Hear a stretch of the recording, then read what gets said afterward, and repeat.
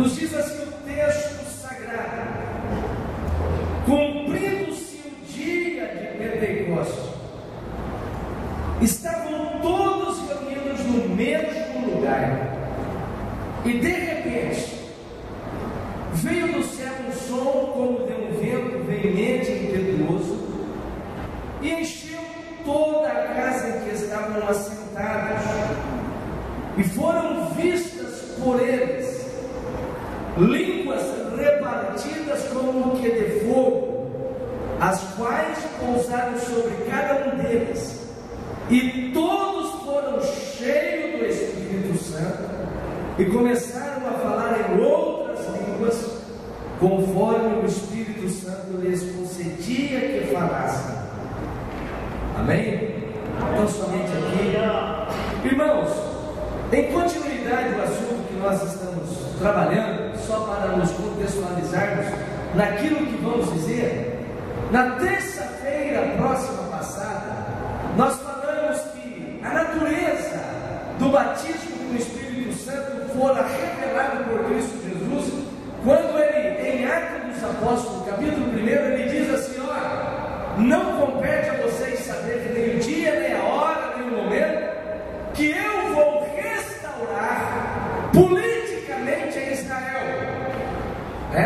É somente o Pai que vai determinar. Mas quanto a vocês, irmãos, ali tem uma revelação muito grande. Jesus estava querendo dizer: olha, o estado político de Israel será trabalhado com o Pai. É Deus quem vai determinar a dispensação com Israel. Ali ele faz uma linha divisória com a igreja, né? Aí ele diz: quanto a vocês, quanto à igreja, a bênção é diferente. Ali tinha uma linha divisória, porque Israel era um povo terreno de Deus, enquanto que a igreja é o povo divino de Deus, celeste, espiritual. Enquanto que para Israel, olha para mim, as promessas de Deus era a terra onde manava leite e mel, prosperidade financeira, crescimento geográfico. Para a igreja, a bênção era espiritual. Não teríamos terra onde manda leite e mel, mas teríamos os céus, aonde os muros são de jaspe, as ruas de ouro e coisas semelhantes, né? E além disso, Jesus disse: quanto a vocês, fiquem em Jerusalém, até que do alto sejais revestidos de poder. Em uma outra tradução diz virtude, em outro sentido diz dínamo, que quer dizer poder, explosão, e assim um monte de ideias que a gente tira dessa palavra dínamo, que é o que dá a ideia, que dá o termo dinamite. Agora, irmãos, nós falamos na terça-feira passada que o poder que se refere ao batismo do Espírito Santo, que é o revestimento, primeira coisa que temos que saber é que não é vestimento, não é a pólice de comprovação de salvação, né? É a bênção que acompanha a salvação. Para a pessoa estar revestida, ela tem que primeiramente estar vestida, não é verdade? Então, irmãos, é interessante notarmos esse grande fator aí em relação ao batismo do Espírito Santo. Nós falamos na terça-feira também, próxima passada, que o poder que se refere ao batismo do Espírito Santo se aplica em 4 categorias diferentes.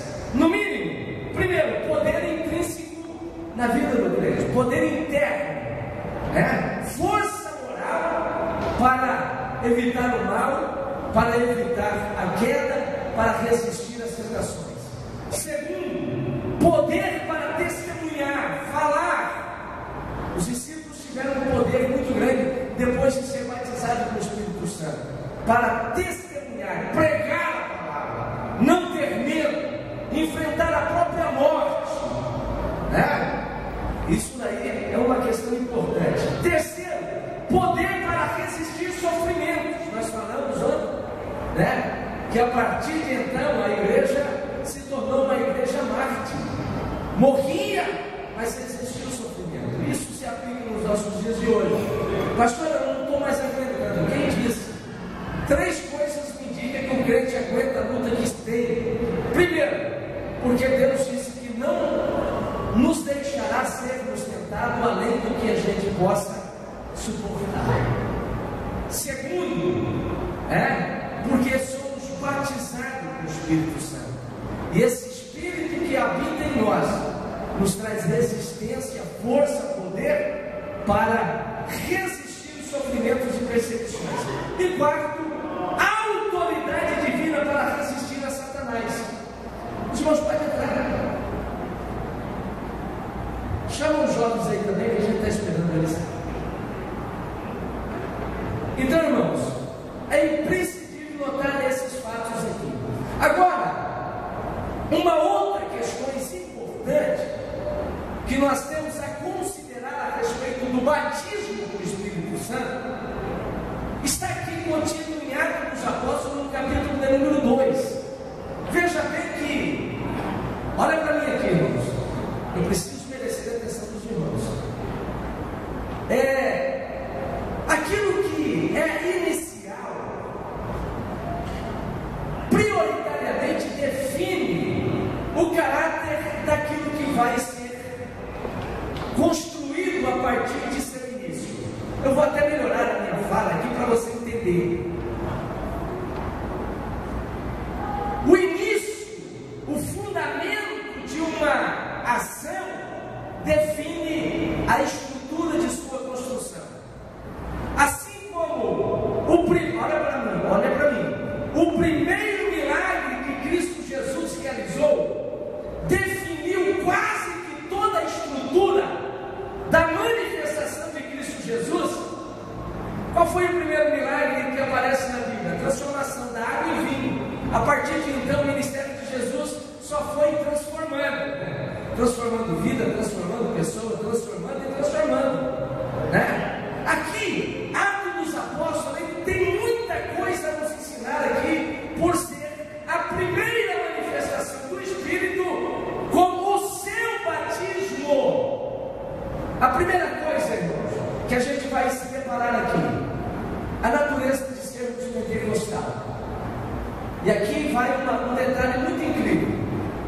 Nota bem que o texto sagrado diz: cumprindo-se o dia de Pentecostes. Poderia ser diferente, não poderia? O texto poderia dizer: chegando o dia de Pentecostes, ou passando o dia de Pentecostes, ou bem no dia de Pentecostes. Não, mas aqui se fala cumprir, cumprimento. Cumprimento quer dizer realização total. Irmãos, a Pentecostes era chamada a festa das primícias. 3 grandes festas fazia qualquer tipo de judeus peregrinar em Jerusalém. Era a Páscoa, a festa dos tabernáculos e depois a festa do Pentecostes. O que era, pastor? O que se celebrava na festa de Pentecostes? Irmãos, a produtividade, a produção.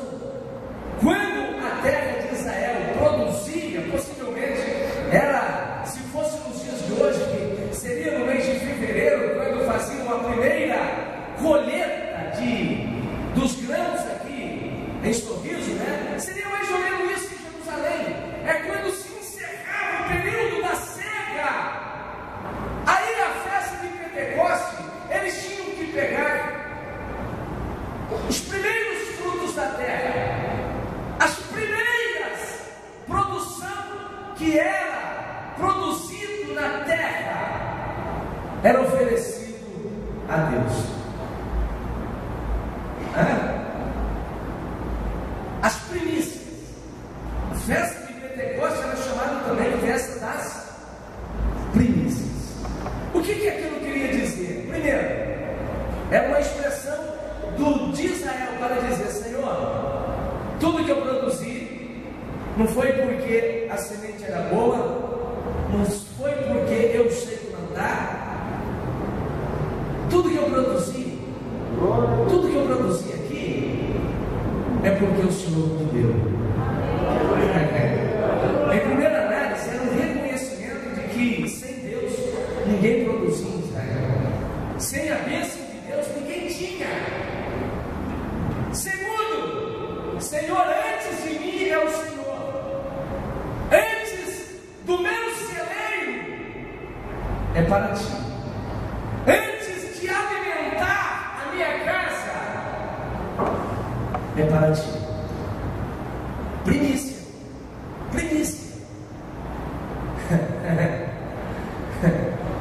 Terceiro, Senhor, a melhor produção da minha terra é para o Senhor. Porque não podia ser qualquer coisa. Passava pelo exame do sacerdote. Aqui vai a primeira indicação, irmão, porque tem muita gente achando que ser pentecostal é bater no peito, chufar o nariz para cima e dizer: eu sou pentecostal, canela de fogo. Não é nada disso. Ser pentecostal, meu irmão, é separar as primícias para Deus. Ser pentecostal, meu irmão, é acima de tudo colocar Deus em primeira mão. Vamos lá para a aplicação da nossa vida diária. Vamos lá. Se para os judeus primícias relacionava ao reconhecimento de tudo quanto eles produziam para Deus, vamos transliterar para os nossos dias de hoje e vamos ver qual é o teor de pentecostal que nós somos. Até que ponto nós reconhecemos que aquilo que temos foi Deus que nos deu? Até que ponto nós reconhecemos que sem Ele nada somos? Até que ponto reconhecemos que precisamos de orar e buscar a presença dEle? Porque sem a presença dEle eu não prego, eu não ensino, a mensagem não flui, eu não faço nada. Até que ponto, irmão, nós reconhecemos que não é Deus que precisa de nós? Porque tem muito crente achando que Deus que precisa dele. E daí parece que ele quer que Deus fique igual um servo andando atrás dele para ajudar ele, para não deixar ele. Calma lá, meu irmão, temos que reconhecer que não é Deus que precisa de nós, é nós que precisamos de Deus, é nós que precisamos de seu favor, é nós que precisamos de sua ajuda. Não é Deus que tem que me trazer à igreja, é eu que tenho que vir à igreja em busca de Deus e reconhecer: Senhor, eu não sou nada sem ti. Glória a Deus. Oh, aleluia, aleluia. Teve um certo pregador, não vou falar o nome dele, aleluia, para evitar constrangimento ou coisas assim, no auge de seu ministério, quando já em rede nacional para quase todo mundo, era um dos maiores pregadores até então, meu irmão, veio em um dos estádios lotado de gente, de tudo quanto era lado. Ele é o empresário dele, quando ele olha aquela galera toda, aquele multidão de gente querendo ouvir a palavra, ele olhou para o empresário dele e falou: está vendo como que Deus precisa de mim? Arrogância. Não demorou nem meses, a mesma imprensa que levou ele ao pódio estava noticiando a sua queda, para nunca mais ser o mesmo. Irmão, temos que reconhecer que sem Deus nada somos, que sem Deus não existe boa regente, que sem Deus não existe bom pastor, que sem Deus não é aquilo que Jesus falou: vós sois as varas e eu sou a oliveira, videira verdadeira. Reconheça que sem mim nada podeis fazer. Eu vou mais ainda, eu vou aplicar mais ainda. Você pode fazer faculdade, você pode ser estudante, você pode ser um cara, você pode ser esforçado na sua vida, mas temos que reconhecer que o sucesso de uma pessoa depende de duas coisas. Primeiro, capacidade. Isso aqui é bom para vocês, adolescentes. Outra, oportunidades. Eu vou fazer a aplicação para que você entenda. Ser um bom profissional é ter capacidade, isso depende de você. Estudar é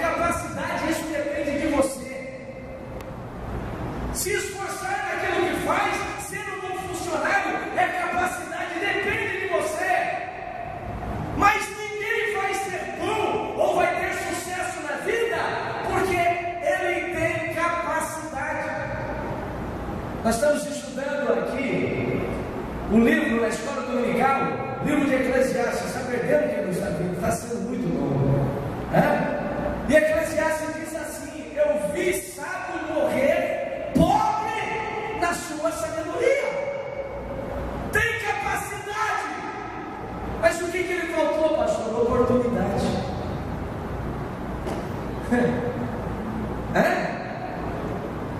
Eu sou um excelente marceneiro, mas meu irmão, se Deus não abrir a porta para que os outros venham contratar trabalho comigo, até aquele carpinteiro que tenta fazer móveis a facão ganha dinheiro, vai ser muito mais bem-aventurado que eu, porque além da capacidade eu preciso de oportunidade. Eu pego meu canudo porque eu não obtive uma boa faculdade, uma boa formação, mas vou ter que competir no mundo, no mercado de trabalho aqui fora, e eu vou precisar de oportunidade. Essa oportunidade não é eu que crio, não é a minha sorte.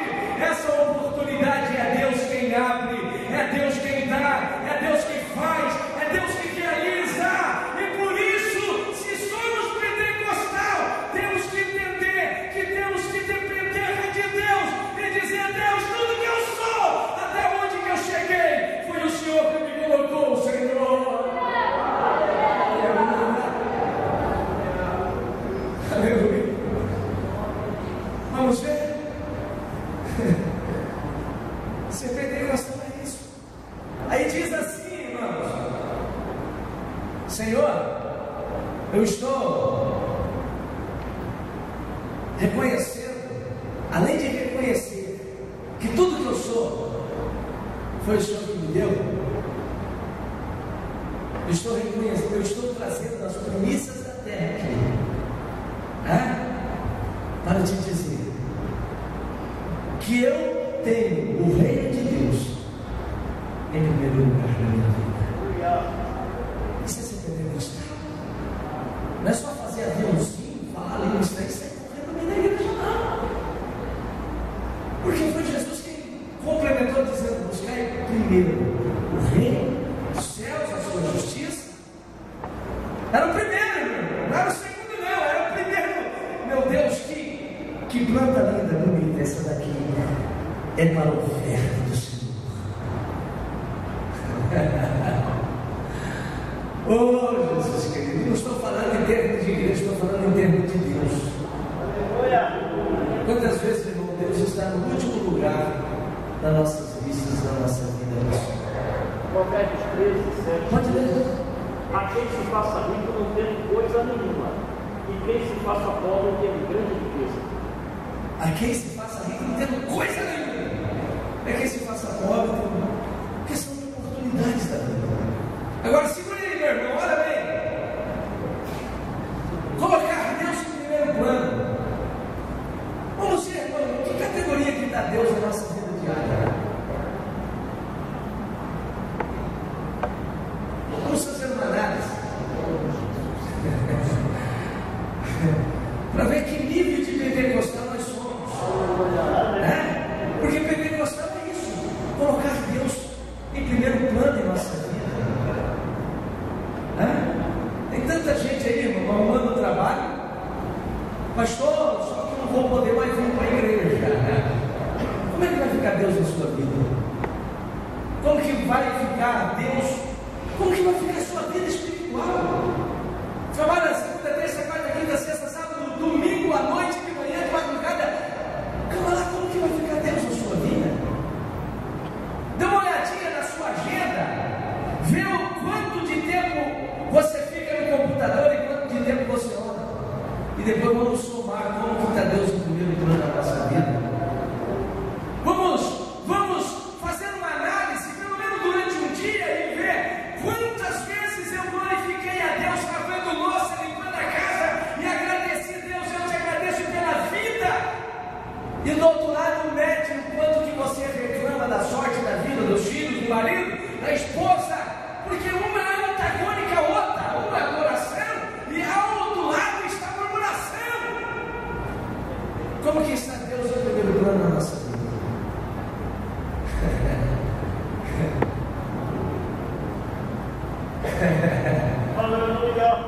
Tirar a primeira primícias e dar para Deus é reconhecer, meu irmão, que eu ainda dependo dele para ler o restante. Como que estão os nossos dízimos? Isso é ser pentecostal, meu filho. Porque, pelo que eu saiba, dízimo também é primícia. É devolver para Deus aquilo que não é nosso, é devolver para Ele aquilo que pertence a Ele.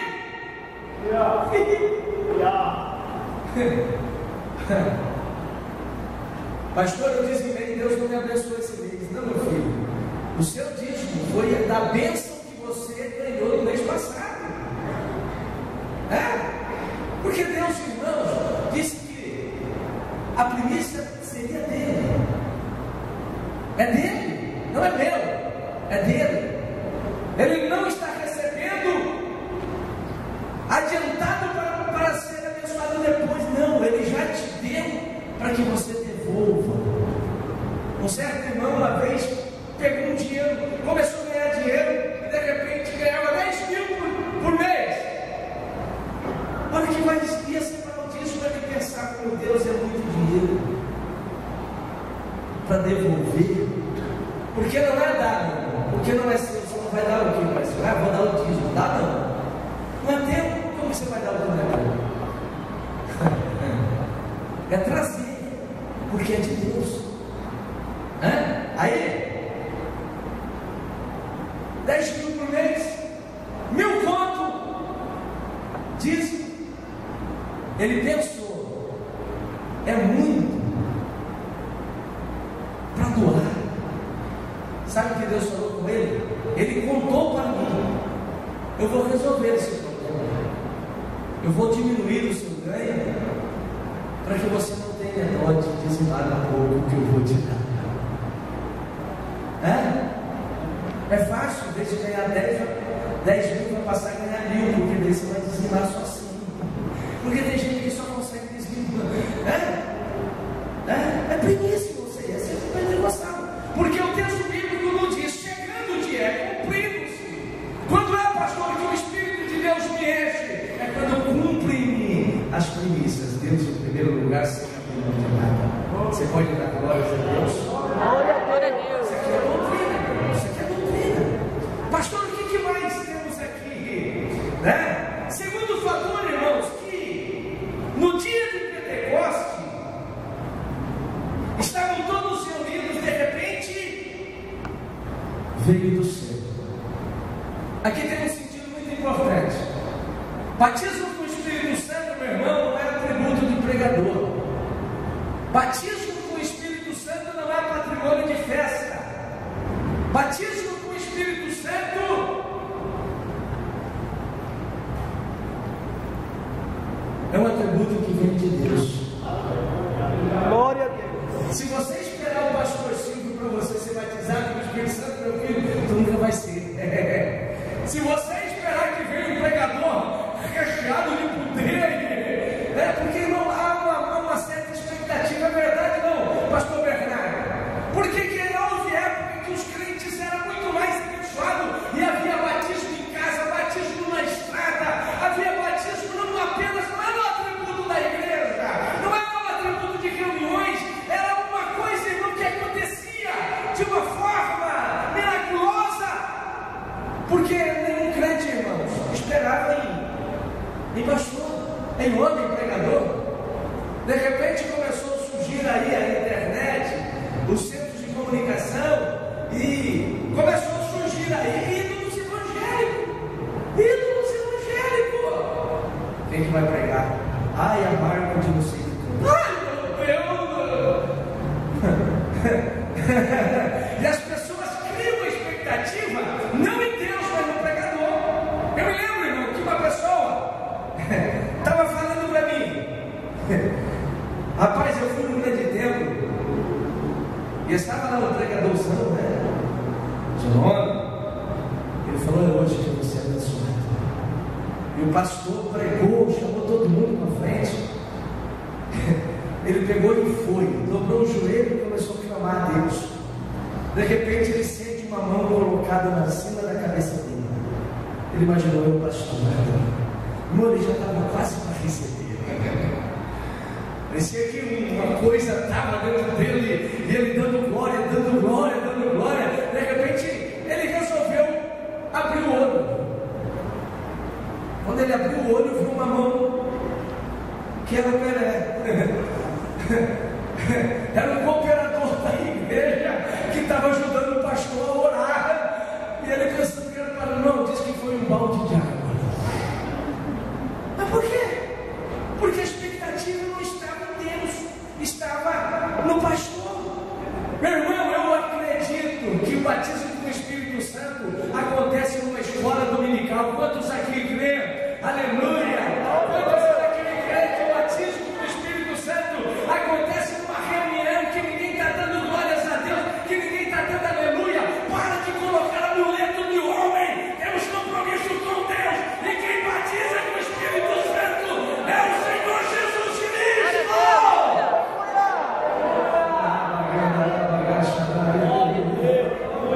Aleluia. Veio do céu. Agora tem uma palavra aqui.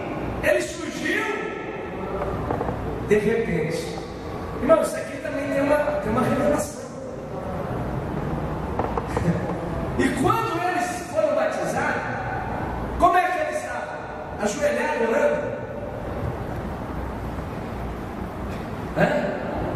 Como que os discípulos estavam? Eles estavam sentados, cansados. Quando eles cansaram de orar, que sentaram, para descansar, eles começaram a ouvir um barulho, como de um vento vermelho. Não era que veio um vento soprando tudo, arrebentando tudo, conforme tem muitos pregadores dizem, o vento está arrebentando. Não, é um som, como de um vento. Não estava soprando, mas aquele som estava.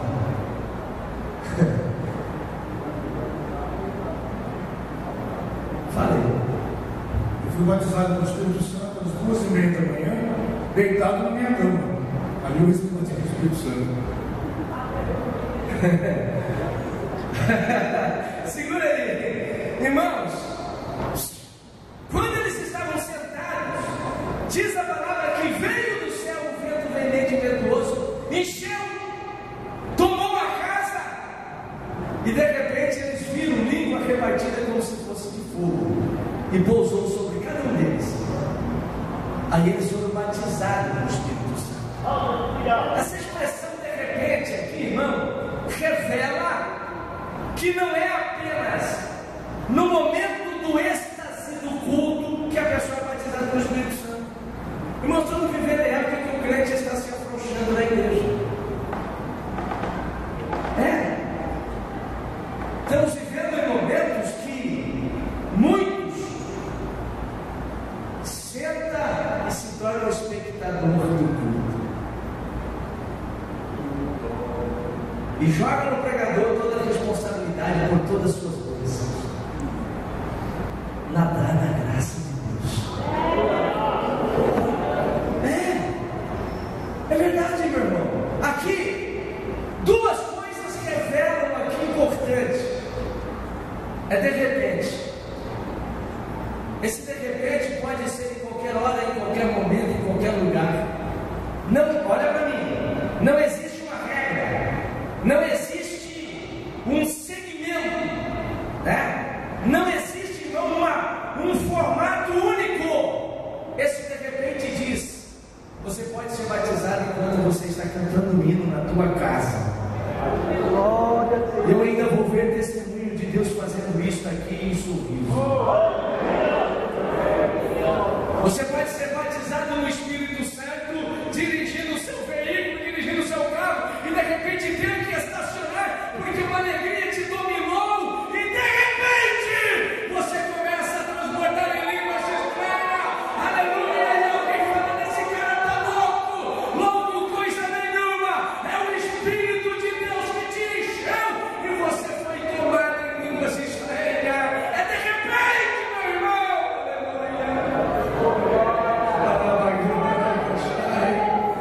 Aleluia. De repente, eles estavam sentados, sabe para quê? Para dizer que batismo com o Espírito Santo não é merecimento,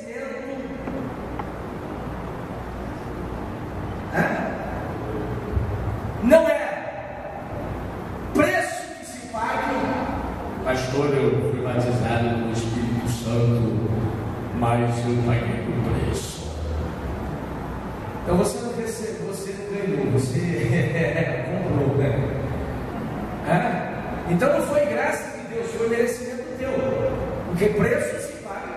Se você comprou, então você pode me falar do estranho se você quiser. Já não é mais uma manifestação do Espírito, porque você comprou, você pagou, o preço é teu, você usa como você quer, como você bem entende. Irmão, esse preço não existe nas coisas de Deus, porque todas as coisas divinas é gratuita, pastor, mas eu olhei, quem disse que oração é preço? Oração é dever na vida do crente. Glória a Deus. Aleluia. Um exemplo. Fala no microfone para. Vem aqui. O exemplo de que é a graça é que uma pessoa pode orar o ano todo para receber o batismo do Espírito Santo. Isso é desejo de receber. Uma pessoa pode aceitar Jesus hoje e ser batizado com o Espírito Santo sem nem saber o que é.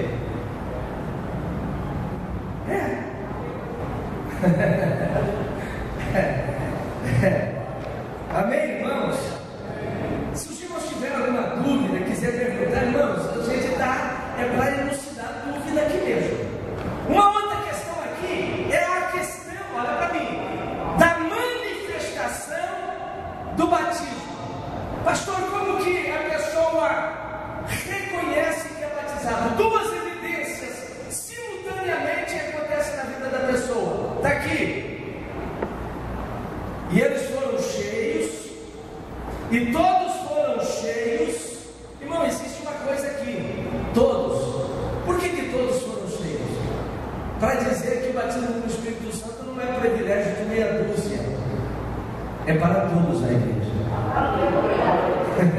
Se você ainda não foi, é para você, tá? Tem mais outra coisa aqui: eles foram cheios. A evidência interna, olha para mim, evidência dentro da pessoa, ser cheia do Espírito Santo. Pastor, eu não entendi. Vamos para a prática. A pessoa vai enchendo. Eu não sei como que vai enchendo. Eu não posso explicar aqui, porque cada pessoa sente o Espírito de Deus de uma maneira diferente. Eu sei quando eu estou cheio do Espírito Santo. Existe uma manifestação, existe um sensor espiritual dentro de mim que eu reconheço quando eu estou seco do Espírito Santo, quando eu tenho que buscar. Quantos aqui têm esse sentimento? Deixa eu só ver. Eles começaram a sentir uma coisa gostosa dentro deles.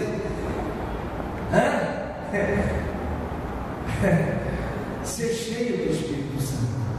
As coisas começam, irmãos, a perder sentido fora e começar a ter um novo sentido dentro da gente. A evidência externa, a glossolalia. Qual que é a evidência externa, pastor? Fora. Qual que é essa evidência? A glossolalia. O que é isso, pastor? A língua estranha. O falar em línguas. Agora, irmãos, vamos trabalhar um pouco esse falar em línguas. Porque aqui em Atos dos Apóstolos, pela primeira vez eles falaram noutras. Mas lá para frente, quando acontece o batismo na casa de Cornélio, a expressão já não é noutras, é em línguas. Paulo falou: aquele que ora em línguas, não noutras. Pastor, qual que é a diferença? Que aqui em Atos dos Apóstolos, Deus aproveitou o momento onde estava reunido um monte de judeus de outros países que falavam outras línguas de idioma, utilizou a língua estranha para pregar, anunciar a esses povos nas suas próprias línguas. Mas passou no batismo com o Espírito Santo a falar em inglês, francês, italiano? Não. As línguas estranhas, irmãos, ela pode, olha para mim, ela pode ser direcionada a qualquer língua humana, quando Deus quer e quando Deus tem um propósito. Por exemplo, se tem um japonês aqui que fala o japonês e Deus quer falar falar com ele, para impressioná-lo. Ele pode usar qualquer pessoa aqui que nunca falou japonês e em língua estranha transmitir uma mensagem para o japonês sem saber que está transmitindo essa mensagem. É isso que aconteceu com os discípulos. Eles falaram noutras línguas. Mas pastor, todo batismo com o Espírito Santo eles falam noutra língua? Não. Eles falam em língua. A Bíblia Sagrada ainda diz que aquele que fala em língua, em mistério, fala com Deus. Vocês querem ler isso daí? Vamos lá? 1 Coríntios capítulo 14, verso 27. Quem pode ler para nós? Primeira carta de Paulo aos Coríntios 14. Se alguém falar língua estranha, Não, leia mais alto só para me repetir. Continua. Leia de novo, mesmo texto. se alguém falar língua estranha, Se alguém falar línguas estranhas, faça isso por dois ou quanto muito três, e por sua vez se haja eterno. exato. Por quê? Porque ninguém entende. Que haja intérprete se for usado no microfone nos nossos dias de hoje. Você está entendendo? Não é que, pastor, eu não posso falar língua estranha porque o irmão já estava falando, irmão, naquele tempo não tinha microfone, não tinha caixa de som. Imagina um ambiente de 3.000 pessoas e todo mundo falando língua estranha. Como que o pregador ia pregar? Hoje nós temos caixa de som, hoje nós temos meio de comunicação. Pode ficar à vontade, fala línguas estranhas, o tanto que Deus quiser te usar. Agora, imagina bem, 14, verso 2, quem pode ler? Primeira carta de Paulo aos Coríntios, capítulo 14, verso 2. Porque o que fala língua estranha não fala aos homens, Porque aquele que fala línguas estranhas não fala aos homens, senão a Deus. senão a Deus. Porque ninguém o entende. Porque ninguém o entende, E em espírito fala de mistérios. e em espírito, olha para mim, em espírito fala em mistério. Irmãos, eu vou tentar ampliar o que o texto sagrado está nos dizendo aqui.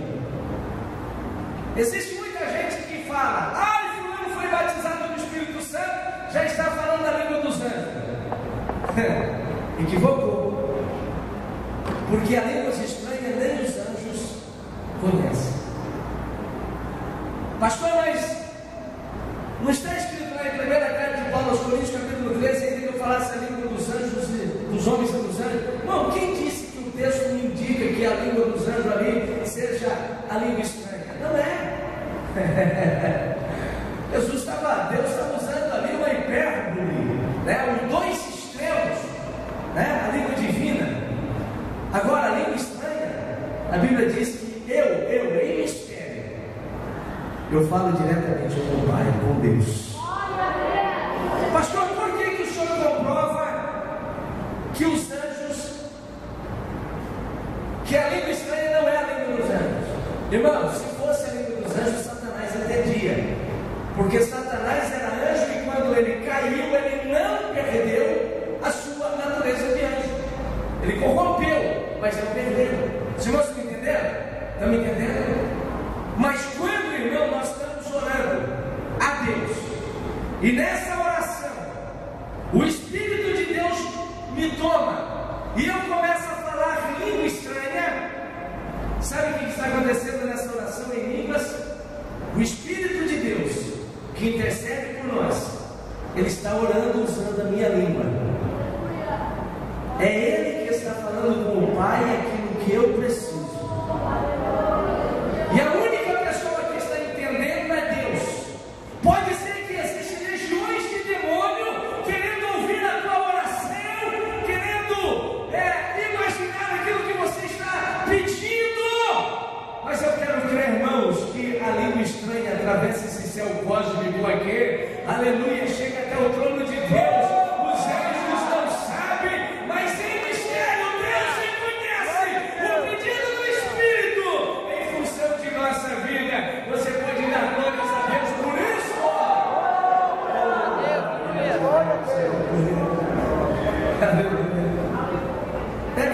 Fala aqui no microfone. Seria até bom ter um microfone assim para participação. Fala aqui, vem cá. Eu vou contar uma experiência alguns anos atrás. Eu fui fazer um estudo com uma igreja adventista do sétimo dia e eles me falaram que era estranho não existe, porque eles não acreditam. E eu fiquei muito atribulada com isso. Muitos anos depois eu consegui novamente falar porque eu tinha medo. Eles diziam que a língua estranha não era de Deus. E eu às vezes sentia no meu coração o desejo de falar língua estranha, mas eu não falava porque eu tinha medo que fosse de Deus. Eu queria fazer uma pergunta. A pessoa que fala língua estranha, ela sabe o que ela está falando com Deus? Não. Em mistério. Em mistério. O que é em mistério? É que ele também não sabe. Em mistério ele fala com Deus. Agora, se tivesse um texto sagrado falando assim, com mistério, aí eles estavam em um intercâmbio somente ele e Deus, né? Eu tenho, mas Aqui ele fala assim que em espírito fala de mistério, de mistério, né? Somente Deus sabe. Agora, existe mais um fator, irmãos, importante a ser considerado. Mas outro fator importante a ser considerado. Pastor, em Atos dos Apóstolos, os discípulos, antes de ser batizados, viram línguas, ouviram som. Mas quando Pedro estava lá na casa de Cornélio, irmão, Cornélio não era nem judeu, mas um homem que precisava de Deus, e Deus falou: olha, busca Pedro. Buscaram Pedro, a família de Cornélio, e os vizinhos de Cornélio, estavam tudo na casa de Cornélio.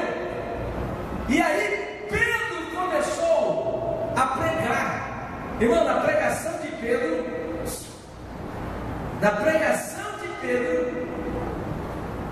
foi uma das primeiras pregações pentecostais do mundo, né? Todo mundo da casa de Cornélio começou a falar língua estranha, foram batizados com o Espírito Santo. Mas pastor, eles não viram, olha para mim, eles não ouviram vento, não ouviram barulho, eles não viram línguas, eles simplesmente estavam ouvindo Pedro. Já lá em Samaria, Filipe estava fazendo um trabalho bonito lá em Samaria. Os crentes eram curados, mas ainda não eram batizados no Espírito Santo. João e Pedro foram para lá, e não impor a mão. Ali já era oração com imposição de mão. Pedro impunha as mãos e eles eram batizados no Espírito Santo. Até Simão, lá chamou Pedro de lado e falou: rapaz, me ensina essa mágica que eu pago você. Ele falou: olha, eu vejo que você está em fel de amargura, né? Você não tem parte nesse ministério, camarada. Aleluia. Irmãos, mas olha para mim aqui. Pastor, o que o senhor quer dizer com isso? Que a manifestação da apostolada e da língua estranha nem sempre é acompanhada de grandes emoções, nem sempre são acompanhadas de visões. São ímpar, são experiências pessoais particulares que diferem de personalidade, de pessoa para pessoa. Por exemplo, houve pessoas que, ao ser batizadas no Espírito Santo no sítio, ele saiu, irmão, com aquele pilão, quando que soca aquele pilão? Aquele negócio de socar pilão, a mão do pilão, que pesava, que nem com as duas mãos conseguia erguer, a pessoa pegou com uma mão só e saiu pulando. Mas não espera, meu irmão, que todo mundo saia fazendo isso, não, porque é uma experiência pessoal ímpar. Teve pessoas que, quando foi batizado no Espírito Santo, saiu rolando no chão, batendo no banco, saiu. Já vi gente andar pelo banco assim, enquanto que eu já vi gente como estava a ficar simplesmente imóvel, chorando e falando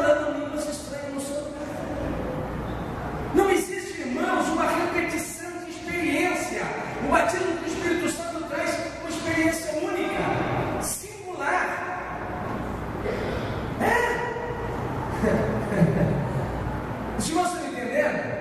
Pastor, por que o senhor está falando isso? Eu fui uma das pessoas, irmãos, que fiquei com dúvida do meu batismo 1 ano e meio. Isso serve de lição para alguns. Por que, pastor? A maneira que me mostraram o batismo do Espírito Santo. Quem me discipulou foi minha mãe e minha avó. Mulher é muito emotiva. Mulher vive emoção, homem não, homem vive razão. A minha mãe falava: ai, quando a gente vai batizado pela primeira vez com o Espírito Santo, parece que o céu se abre. Meu Deus, falta pouco para a gente ver anjo. E, irmão, eu esperava que o dia que eu fosse batizado com o Espírito Santo, eu ia sair voando, eu ia ver céus abertos, eu ia dar um abraço no anjão. Eu esperava isso, eu era adolescente, né? E eu fiquei, irmão, num congresso, eu fiquei num trabalho, e quando o pastor foi orar, entre muitas pessoas, estava eu lá, eu senti uma alegria tão grande, e quando eu me dei por fé, eu já estava sendo contado junto com aqueles que estavam falando língua estranha, eu já estava transbordando em línguas estranhas. Mas, irmão, eu via tudo o que estava acontecendo à minha volta, eu não perdi meus sentidos, porque o Espírito Santo não toma sentido de ninguém. Quando a pessoa está pulando, ele está vendo que ele está pulando, mas a alegria leva ele a pular, e ele tem direito de fazer isso. Ele está alegre, tem gente que fica alegre e chora, tem gente que fica alegre e sai pulando igual uma criança, e não é porque só é o batismo do Espírito Santo, não, né? Uma vez eu estava vendo uma reportagem, né, sobre o Oriente Médio, e uma pessoa que encontrou um parente que foi à guerra, saiu, irmão, pulando,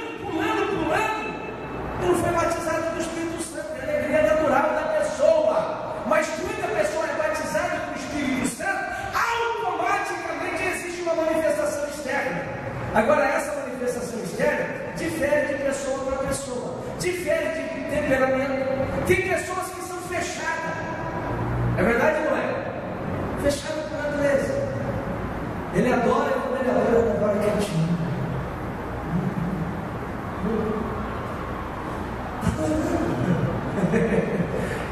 Existem pessoas que são sanguíneas. Jesus tinha discípulo, irmão, que era quietinho. Você nem viu falar dele entre os 12. Teve um que Jesus apelidou ele de filho do trovão. O cara devia ser barulhento, rapaz, que só vendo. Esse, quando é batizado no Espírito Santo, faz uma algazarra, porque é natural de seu temperamento. Tem gente que é batizado no Espírito Santo e começa a pular, mas você não precisa, meu irmão, esperar que você pule ou ser batizado no Espírito Santo, porque o batismo no Espírito Santo é uma experiência única, é uma evidência pessoal de cada pessoa. Aleluia! Amém? Irmão, se os irmãos tiverem alguma dúvida, tem gente que tem visões, outros não têm. Nós vamos chegar lá. É a próxima matéria. O reverendo aqui está falando: pastor, batismo com o Espírito Santo é a mesma coisa que dom de línguas? Não. O dom de línguas é o ato da pessoa continuar falando em línguas estranhas, sempre quando o Espírito Santo de Deus se manifesta a ele. Uma pessoa batizada com o Espírito Santo pode ser que ele seja batizado somente naquele dia e nunca mais fala língua. Pastor, mas ele é batizado? Ele é batizado. Ele é batizado? É batizado. Ele só não fala mais em língua, ele tem que buscar o dom de língua. Os irmãos estão entendendo?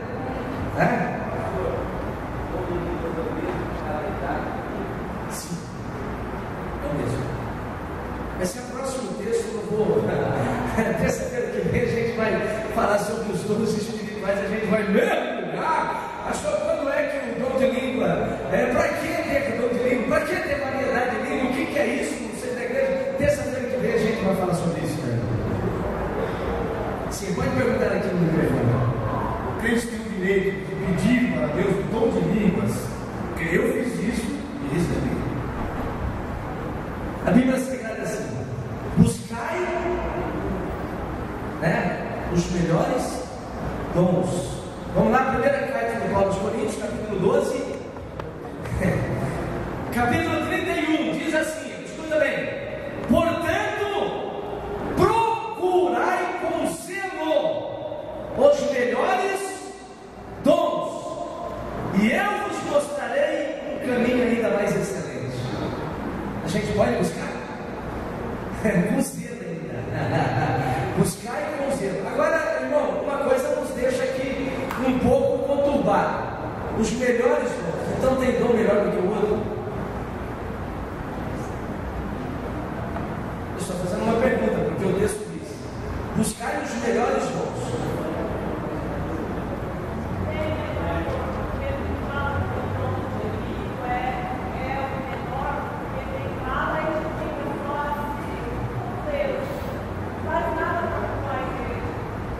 Mas então o dom de profecia é melhor do que... Então tem escala de valor os dons? Tem ou não tem? Tem ou não? Não. Porque pelo mesmo Espírito eu sou batizado, pelo mesmo Espírito outro fala em língua, pelo mesmo Espírito o dom de cura. Pastor, mas por que a Bíblia diz aqui buscar ele? Sim. Será a importância do momento. Isso. Aí falou certo. Buscar os melhores dons, é porque os dons é dado por utilidade. Ele diz aqui: os dons são dados dentro de uma utilidade. Por exemplo, eu vou pedir o dom de revelação quando está tudo revelado. A igreja não precisa de revelações, já temos tudo aqui. Eu preciso buscar o dom de revelação? Não, calma lá, está tendo muito pecado escondido aí. Eu vou pedir dom de profecia. Esse é os melhores dados no momento, a ocasião de seu uso, a necessidade. Pastor, e quando eu não sei a necessidade, eu busco o Senhor, eu quero ser um canal da tua bênção. Me use como o Senhor quiser, Senhor. Glória a Deus. Amém, irmãos? Mas todos os dons têm na mesma escala de importância na igreja. Amém? Aí vamos encerrar aqui. A irmã falou aqui, irmãos, uma coisa importante. Pastor, o que eu posso fazer? Meu horário já venceu, vou terminar em 5 minutos. Pastor, o que eu tenho que fazer para ser batizado com o Espírito Santo? Qual é a condição? Irmãos, eu já li tanto livro. 9 passos para o batismo com o Espírito Santo. 7 atitudes para ser batizado. Irmãos, e eu buscava tanto que eu seguia 9, depois não dava certo. Eu ia no 10, eu ia no 7 passo. Irmão, vamos ser bíblico. A única coisa, eu separei aqui porque está aqui na Bíblia. Ter o conhecimento do batismo. A primeira coisa para mim ser batizado, eu tenho que saber que o batismo com o Espírito Santo existe, é bíblico e é para nós. Por que, pastor? Veja bem, Jesus que falou, olha bem, primeiro veio o conhecimento do batismo para depois vir o batismo. Sim ou não? Sim, Jesus falou. Jesus começou a falar sobre o batismo ainda em vida com os discípulos. Depois falou: olha, ficai em Jerusalém até que do alto sejais revestidos de poder.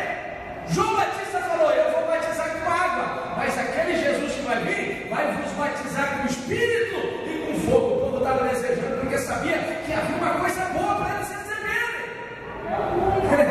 Irmão, sem o conhecimento também o Espírito não se manifesta.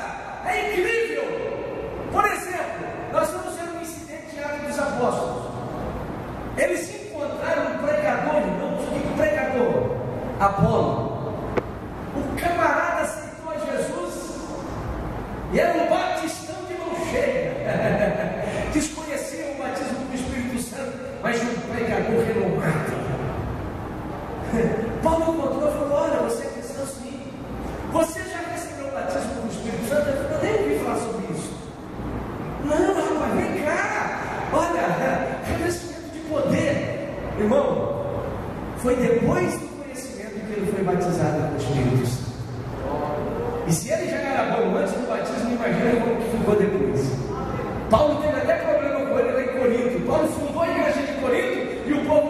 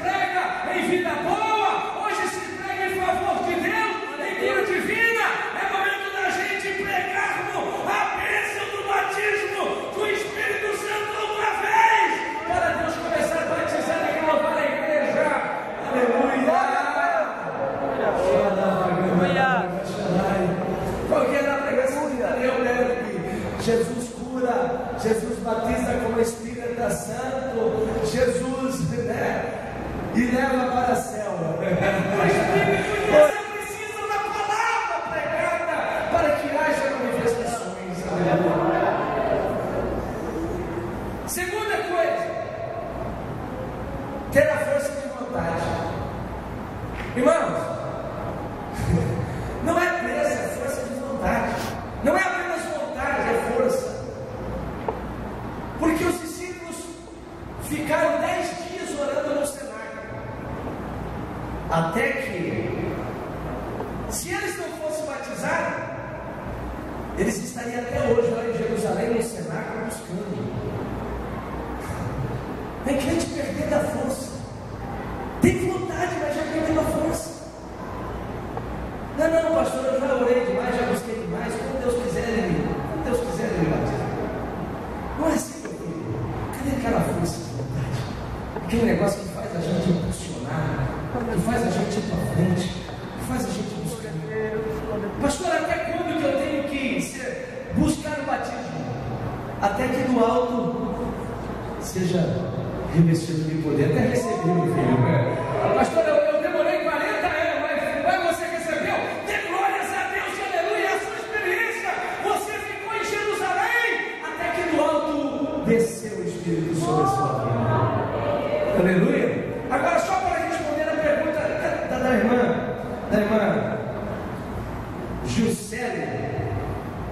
Pastor, mas os adventistas, os não sei o que, eu estou mencionando o que a senhora mencionou, estou pegando gancho, carona na sua palavra. Pastor, existem muitas igrejas aí, irmãos, que acreditam no batismo do Espírito Santo, mas como uma evidência para a igreja primitiva e não para os nossos dias. Existem outras igrejas que acham que nem na igreja primitiva houve batismo, então temos que tirar Atos dos Apóstolos, temos que tirar parte dos evangelhos, porque está explícito. Não é uma questão de debate, de interpretação, está explícito. Todos entenderam que naquele dia a glossolária foi a evidência inicial do batismo, do falar em línguas estranhas. Alguns dizem, olha bem, que o batismo do Espírito Santo acontece quando a pessoa recebe Cristo Jesus ou é batizada nas águas, automaticamente ela já foi batizada junto com o Espírito Santo. Que a conversão já é o batismo do Espírito Santo. Não. Os discípulos já estavam cheios do Espírito Santo. Jesus assopra sobre os discípulos. Eles já estavam convertidos. Mas Jesus ainda falou: ficar em Jerusalém até que do alto seja revestido de poder. Samaria era convertida e acontecia até milagre. Mas eles ainda não falavam a língua estranha. E só depois que Pedro chegou, foram batizados com o Espírito Santo como uma segunda bênção depois da salvação. Pastor Antônio Gilberto fala sobre o batismo com o Espírito Santo e o batismo pelo Espírito Santo, no sentido de que a pessoa recebe o Espírito Santo, isso seria o batismo pelo Espírito Santo. E o batismo com o Espírito Santo é o que Jesus era. Eu vou explicar. Batismo pelo Espírito Santo é o Espírito Santo emergindo o pecador em Cristo Jesus. Conversão. Quem é que traz o pecador a Cristo Jesus? É o pastor Silvio? Não.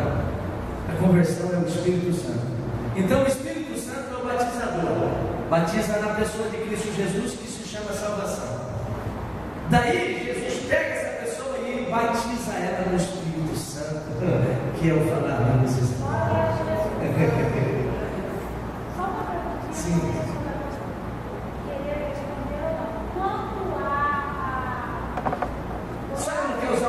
Para ficar melhor para todos ouvirem, vai lá. Minha voz é alta, minha voz é bem alta. Quanto a orar em línguas estranhas da igreja católica renovada, alguma coisa assim, eles falam, vamos orar carismático. Eu falei na terça-feira passada que o batismo não é vestimento, é revestimento. É ensinado. Então o que acontece?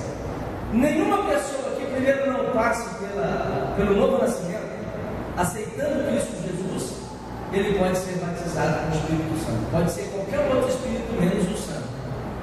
Então, Pastor, eles estão sendo batizados? Eu não sei. Eles estão convertidos em Cristo Jesus? Se não tiver convertido em Cristo Jesus, não é o batismo com o Espírito Santo. Segunda coisa importante é que o Espírito Santo, o batismo, leva a pessoa a glorificar a Deus. Enquanto a pessoa estiver glorificando a Maria, a Pedro, a João, não é o batismo com o Espírito Santo, não é a manifestação do Espírito Santo. Se ele está solucionado, nós também corremos o risco. Sim. A nossa O pastor falou aqui uma coisa. Fala aqui no microfone. Eu tenho, vamos dizer, Irmãos, eu estou passando horário por causa de vocês. Depois eu vou dia 9 para São Paulo. Um ex-padre, 83, um primo meu, era padre. Eu preguei, saíram 3 padres da igreja. Eu tenho um primo que é padre, ele estava ultimamente aqui, hoje em dia está em Tocantins. Lá se ensina a falar a língua. Não é que Deus batiza com o Espírito Santo, Jesus batiza, ensina. E eu já vi até na nossa igreja alguns pregadores ensinando alguém a falar em língua. Então, quer dizer, é diferente. E falar batismo com o Espírito Santo não é ensinado, é uma coisa bem de Deus. Dá licença, irmão, nesse caso, lugar demais. Eles fazem reunião para ensinar a falar em língua.